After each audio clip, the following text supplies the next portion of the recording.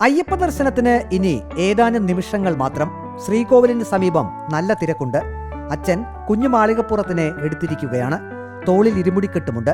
തിരക്കിനിടയിൽ ഇരുമുടിക്കെട്ട് വഴുതി താഴെ വീഴാൻ പോകുമ്പോൾ കുഞ്ഞുമാളികപ്പുറം ഇരുമുടിക്കെട്ടിനെ അമർത്തിപ്പിടിച്ച് അച്ഛന് സഹായമായി.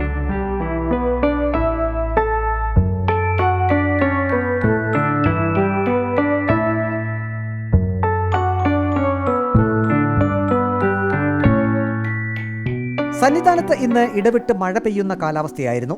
മണ്ഡലകാലം ആരംഭിച്ച് 2 ആഴ്ച പിന്നിടുമ്പോൾ ദർശനം നടത്തിയ ഭക്തരുടെ എണ്ണം 11,89,088. ഇന്ന് പുലർച്ചെ 3-ന് നട തുറന്ന് രാത്രി 7 വരെ 61,190 പേർ ദർശനം നടത്തി.